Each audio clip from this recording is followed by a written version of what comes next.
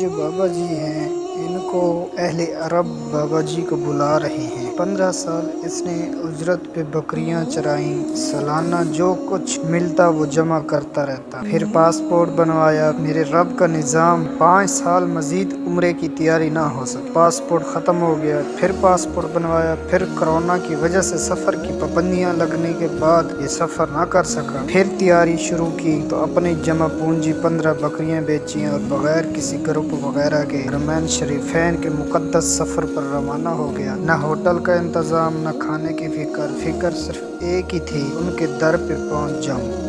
بکریاں چرانا انبیاء کا پیشہ ہے، انبیاء کی سنت ہے۔ جب یہ مدینہ منورہ کی مقدس سرزمین پر پہنچے، قربان جاؤں جہاں ملائکہ بھی بڑے ادب سے حاضر ہوتے ہیں، یہ مہمان رسول صلی اللہ علیہ وآلہ وسلم سادہ لباس پہن کر اس کے در پہ جا پہنچے جہاں سے کوئی محروم نہیں جاتا۔ اللہ رب العزت نے ایک ذریعہ ویڈیو کی صورت میں پوری دنیا میں پھیلا دیا۔ پوری دنیا متوجہ ہوئی، یہ سوتا کہاں ہے، رہتا کہاں ہے، آیا کہاں سے، کون ہے، کچھ اس کا معلوم ہے یا نہیں، کسی کو کچھ معلوم ہے یا نہیں، کیا عرب، کیا عجم، کیا پاکستان، کہاں سے آیا ہے۔ یہ خدمت کے لیے لوگ در بدر آ رہے ہیں۔ اللہ اللہ، معلوم ہوا یہ پاکستان کی سرزمین بلوچستان جیسے علاقے سے تعلق رکھنے والا ایک بکری چراوا ہے جو سچا عاشق رسول صلی اللہ علیہ وآلہ وسلم ہے۔ اللہ اکبر کبیرہ۔ جب عاشق سچا ہو تو رب العالمین خود انتظام فرماتے ہیں۔ کیا نصیب ہے، کیا شان ہے۔ میں تو پھر یہی کہتا ہوں، بلوچستان کے ایک چراواہ کی یہ شان ہے، دنیا اس کی عزت کرتی ہے۔ بتاؤ پھر میرے پیغمبر کے صحابہ کیسے ہیں، ان کا مقام و مرتبہ کیا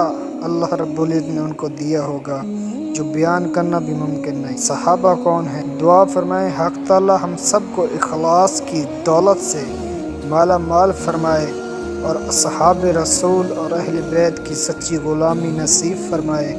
اللہ رب العزت ہمیں بھی مدینہ منورہ کی حاضری کرنے کی توفیق عطا فرمائے۔